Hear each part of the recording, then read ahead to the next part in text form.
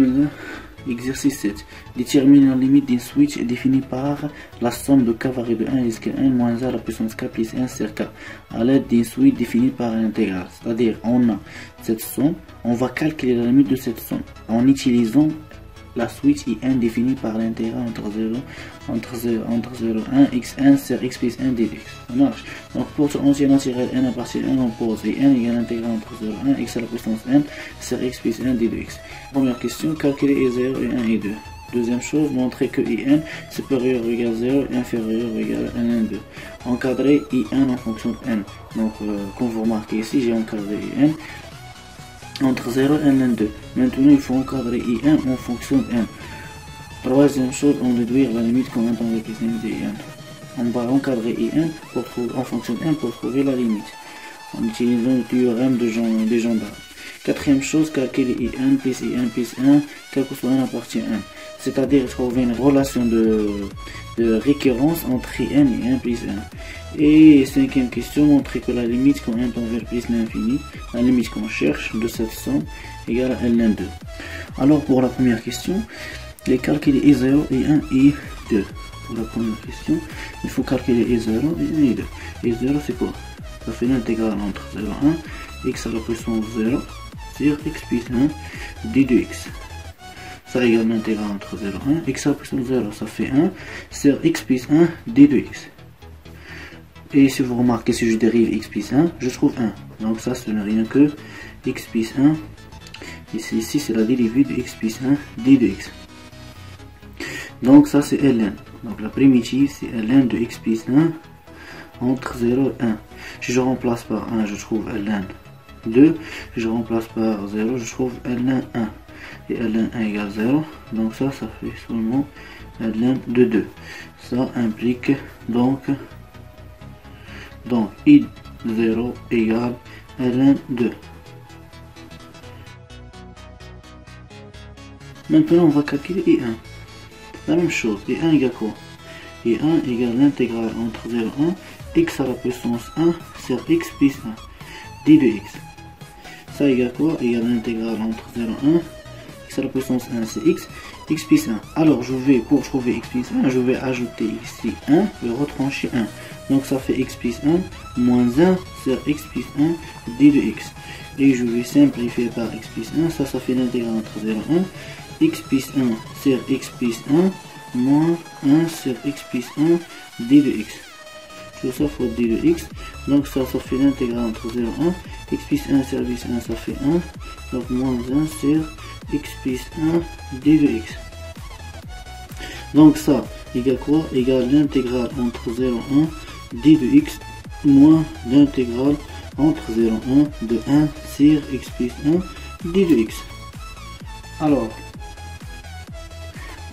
I1 c'est l'intégrale entre 0 et 1 de 1 d de x moins l'intégrale entre 0 et 1 de 1 sur x plus 1 d de x. Ça, l'intégrale entre 0 et 1 d de x ça fait 1 moins, ça comme vous remarquez j'ai déjà calculé ça fait I0. Donc moins ln de 2. Alors donc I1 égale 1 moins ln 2. Maintenant on va calculer la dernière, c'est I2. I2 égale l'intégrale entre 0 et 1, x à la puissance 2 sur x plus 1 d de x. Comme vous remarquez, j'ai ici x carré sur x plus 1. Donc le degré de cette polynôme est supérieur ou égal au degré de cette polynôme. Et ça c'est une fraction, ça. Alors, avant de faire l'intégrale, on va simplifier ce fraction-là. Qu'est-ce qu'il faut faire? Alors, je vais faire une division euclidienne. Je divise x carré sur x plus 1. Alors, je divise, je multiplie par x, c'est x carré. Donc, je fais moins, donc x carré plus x. Donc, ça moins, ça fait 0, ça fait reste moins x. Je multiplie par moins 1, je fais moins, donc moins x, moins 1. J'extrais, je trouve 0 et je trouve 1 à la fin. Donc, ça, donc quoi? Donc x carré sur x plus 1 égale quoi? Donc x carré divisé par x plus 1 égale x moins 1 plus 1 divisé par x plus 1.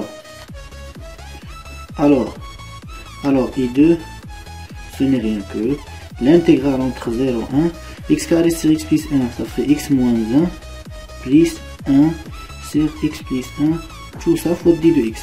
Alors je vais intégrer une partie, chaque partie à part, donc ça fait x moins 1 d de x, plus l'intégrale entre 0 et 1, 1 sur x plus 1 d de x. Comme vous remarquez, ça c'est i2, ça c'est i0 pardon, et ça c'est quoi? Ça c'est x carré sur 2, la primitive de 1 ça fait x, entre 0 et 1, plus i0, i0 ça fait ln2. Donc i2 égale 1 sur 2 moins 1 plus ln2. 1 sur 2 moins 1 ça fait moins 1 sur 2 plus ln2. Alors i2 ce n'est rien que moins 1 sur 2 plus ln2. Alors maintenant pour la deuxième question, montrer que in supérieur ou égal, montrons que in est supérieur ou égal 0 et inférieur ou égal ln2. On a, quel que soit n appartient à n, in égale l'intégrale entre 0 et 1 x à la puissance n sur x plus 1 d de x. Avec une chose, comme vous remarquez, j'intègre entre 0 et 1, donc avec x appartient à 0 et 1. Moi je cherche à montrer que in supérieur ou égal 0 inférieur ou égal à ln2. Alors si j'encadre x1, je trouve une chose ici, je trouve que xn inférieur égale une constante et supérieur égale une constante. Alors quand je divise par x1 plus 1, x1 plus 1, j'intègre, je trouve une valeur qui ne dépend pas de n. La même chose ici. Précisément, je vais trouver ln2 et 0. Alors, il faut encadrer xn.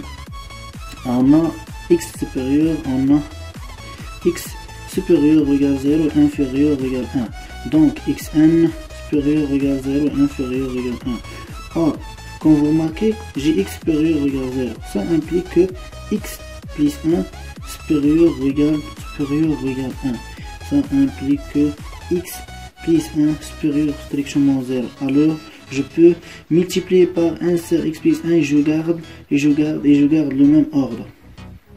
Donc xn sur x plus 1 est inférieur ou égal à 1 sur x plus 1 et supérieur ou égal, si je multiplie par 0, je trouve 0. Donc on sait que l'intégrale conserve l'ordre. Donc ça implique que l'intégrale entre 0 et 1 de x à la puissance n sur x plus 1 d de x inférieur ou égal l'intégrale entre 0 et 1 sur x plus 1 d de x est supérieur ou égal l'intégrale entre 0 et 1 de 0, ça fait 0. Comme vous remarquez ici, l'intégrale entre 0 et 1 sur x plus 1 d de x, ça ce n'est rien que i0. Et ça c'est in, donc in inférieur ou égal i0, supérieur ou égal 0. Et i0 ça fait ln2. Donc in supérieur ou égal 0, inférieur ou égal ln2. Alors i de in supérieur ou égal 0, inférieur ou égal ln2. Quel que soit n appartient à 1. Donc j'ai arrivé à montrer que in supérieur ou égal 0, inférieur ou égal ln2. Le deuxième point, encadrer in en fonction de n. Maintenant en fonction de n, on a in égale quoi? On a in égale l'intégrale entre 0 et 1 x à la puissance n sur x plus 1 d de x. Avec, j'ai dit que x supérieur égale 0, inférieur égale 1. Il faut encadrer in en fonction de n. Donc il faut montrer que xn, in supérieur ou égal à une chose qui dépend de n et inférieur ou égal à une chose qui dépend de n. Alors si j'encadre xn, je trouve une constante. Et je multiplie par 1 sur x plus 1, je trouve cet encadrement. Mais si j'arrive à encadrer 1 sur x plus 1, alors je multiplie par xn, j'intègre xn, je trouve une chose qui dépend de n, et ici la même chose, une chose qui dépend de n. Alors il faut encadrer 1 sur x plus 1. On a x supérieur ou égal 0, inférieur ou égal 1. Ça équivalent à dire que x plus 1 inférieur ou égal 2 et supérieur ou égal 1. Ça équivalent à dire que 1 sur x plus 1 supérieur ou égal à 1 sur 2 et inférieur ou égal à 1. Mais on a, or xn, x supérieur ou égal 0, ça implique que xn supérieur ou égal 0. Donc, je peux maintenant multiplier par xn et conserver l'ordre. Donc xn sur x plus 1 inférieur ou égal à xn et supérieur ou égal à xn sur 2. Et puisque l'intégrale conserve l'ordre, alors je passe à l'intégrale. Donc l'intégrale entre 0 et 1 de x à la puissance 1 sur x plus 1 d de x inférieur ou égal à l'intégrale entre 0 et 1 x à la puissance 1 d de x et supérieur ou égal à l'intégrale entre 0 et 1 1 sur 2 fois x à la puissance 1 d de x. Ça implique que ça c'est in inférieur ou égal, j'ai déjà calculé cette intégrale, j'ai trouvé 1 sur 1 plus 1 et supérieur ou égal, j'ai déjà calculé, c'est la même chose, donc 1 sur 2 fois 1 plus 1. Donc j'ai arrivé à encadrer IM en fonction de 1. Pourquoi cette question? Pour qu'on puisse calculer la limite de IM. Comme vous remarquez ici, la troisième question, qu'est-ce qu'ils ont dit? Ils ont dit que on déduire la limite de IM. Puisque IM supérieur ou égal 1 sur 2 1 plus 1 inférieur ou égal 1 plus 1. Puisque IM supérieur ou égal à 1 sur 2 1 plus 1 et inférieur 1 sur 1 plus 1. Alors, si je passe à la limite, alors la limite quand 1 tend vers plus l'infini de IN inférieur ou égal la limite quand 1 tend vers plus l'infini 1 sur 1 plus 1 et supérieur ou égal la limite quand 1 tend vers plus l'infini de 1 sur 2 facteur de 1 plus 1. Cette limite tend vers 0 et cette limite tend vers 0, donc la limite quand 1 tend vers plus l'infini de IN est inférieur ou égal 0 et supérieur ou égal 0. Alors d'après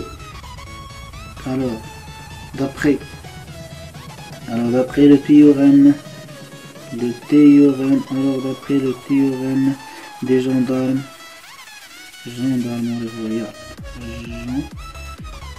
après le théorème des gendarmes, la limite quand 1 tend vers plus l'infini de IN égale à 0.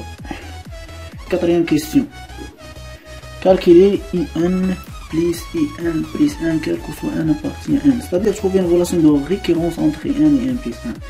C'est très facile. Donc, quel que soit, il faut écrire, quel que soit n appartient à n, IN plus 1 égale l'intégrale entre 0 et 1. Je vais remplacer la valeur de IN, donc xn sur x plus 1 d de x, plus l'intégrale entre 0 et 1, x à la puissance 1 plus 1 sur x plus 1 d de x. Puisque l'intégrale est linéaire, ça fait l'intégrale entre 0 et 1, x à la puissance 1 plus 1 plus x à la puissance 1 sur x plus 1 d de x. Et comme vous remarquez, j'ai x à la puissance 1 plus 1 c'est xn, je factorise par xn, donc je trouve que ça égale l'intégrale entre 0 et 1, xn, facteur de x plus 1 sur x plus 1 d de x. Je simplifie par x plus 1, il reste l'intégrale entre 0 et 1, x à la puissance 1 d de x. Et pas mal de fois j'ai trouvé cette intégrale, ça fait 1 sur 1 plus 1. Alors, quel que soit n appartient à 1, IN plus 1, le IN plus IN plus 1 égale 1 sur 1 plus 1. Maintenant la dernière question. Notre but, montrer que la limite quand n tend vers plus l'infini de la somme de k varie de 1 jusqu'à n moins 1 à la puissance k plus 1 sur k égale à ln2. C'est ça notre but. On cherche à montrer que la limite, on cherche à calculer la limite quand n tend vers plus l'infini de cette expression. Donc il faut montrer que cette limite est égale à ln2. Alors, on va écrire cette somme. La somme de k varie de 1 jusqu'à 1 moins 1 à la puissance k plus 1 sur k. Alors, je vais l'écrire comme une somme. Je remplace par 1, je trouve 1 ici. Je remplace par 1, 1 plus 1, ça fait 2, moins 1 à la puissance 2, ça fait Donc je remplace par 2. 2 plus 1 ça fait 3, moins 0 plus 3 ça fait moins 1. Je remplace par 3. Donc 3 plus 1 ça fait 4, moins 1 à la puissance 4 ça fait 1. Donc plus. Je remplace par 4, je trouve 4 plus 1 ça fait 5, ça fait moins. On remarque ici j'ai 1 sur 1, moins 1 sur 2, plus 1 sur 3, moins 1 sur 4. Donc je trouve plus 1 sur 5, moins 1 sur 6.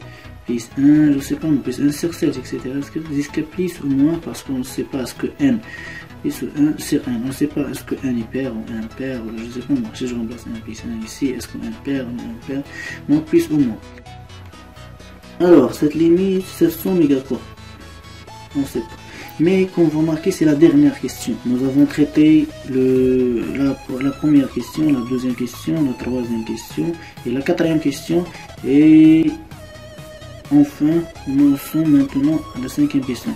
Donc, qu'est-ce qu'il faut faire pour montrer que cette limite égale à 2? Autrement dit, qu'est-ce qu'il faut utiliser parmi ces questions-là pour trouver que cette limite égale à 2? Alors, on a calculé I0 et I2, la même chose, montrer que IN inférieur à la même chose, encadrer I1 en fonction de 1. Nous avons réussi à encadrer I1 pour montrer que la limite égale 0. Donc la limite égale 0. La limite quand 1 tend vers plus l'infini de IN égale 0, la première chose. Ensuite, nous avons réussi à calculer IN plus IN plus 1. Voilà. IN plus IN plus 1 égale IN plus IN plus 1. Nous allons trouver ça égale 1 sur 1 plus 1, quel que soit 1 appartient. Alors, ces deux expressions, on n'a pas les utilisées jusqu'à maintenant. Alors, qu'est-ce que vous remarquez? Si vous remarquez bien, j'ai ici 1, j'ai ici 1. Donc, n égale 0. J'ai ici 1 sur 2, j'ai ici 1 sur 2. Je remplace 1 par 1, je trouve 1 sur 2. Donc, je remplace par 1, alors. Donc, la somme de k varie de 1 jusqu'à 1, moins 1 à la puissance k plus 1, sur k, ça égale 1 sur 1. Si je remplace par 0, je trouve I0 plus I1. Moins, si je remplace, je trouve une 1 sur 2, donc je remplace 1 par 1, je trouve 1 plus 1, ça fait 2. Je remplace par 1, je trouve 1 plus 1 sur 2, donc I1 plus I2. Quand vous marquez c'est J2, 2.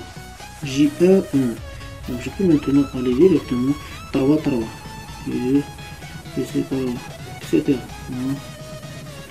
IN, donc plus ou moins IN. IN, il faut avoir ici 1, plus ici IN, moins 1. Alors je vais faire entrer le moins 1. Alors ça fait I0 plus I1, plus moins I1, moins I2, plus I2, plus c'est par là, plus, c'est par là, plus ou moins IN moins 1, plus ou moins IN. Si vous remarquez bien, on a ici I1, moins I2, plus I2, plus I3, moins I3. Donc on va simplifier le premier avec le dernier. Le premier avec le dernier. Le premier avec le dernier. Donc cette somme, ce n'est rien que I0 plus ou moins IN. D'où la somme de k varie de 1 jusqu'à 1, moins 1 à la puissance k plus 1 sur k. Ça, ce n'est rien que I0 plus ou moins IN. On sait que I0 c'est ln2, donc ça fait ln2 plus ou moins IN. Alors je passe à la limite parce que on vous montrer que la limite. Donc la limite quand 1 tend vers plus l'infini de la somme de k varie de 1 jusqu'à 1 moins 1 à la puissance k plus 1 sur k. Ça égale ln2. Parce que la limite d'une constante c'est elle-même plus ou moins la limite quand 1 tend vers plus l'infini de IN. Nous avons déjà montré que cette limite égale 0. Donc ça c'est seulement ln2. Alors la limite quand 1 tend vers plus l'infini de la somme de k varie de 1 jusqu'à 1 moins 1 à la puissance k plus 1 sur k, une parenthèse, égale ln2.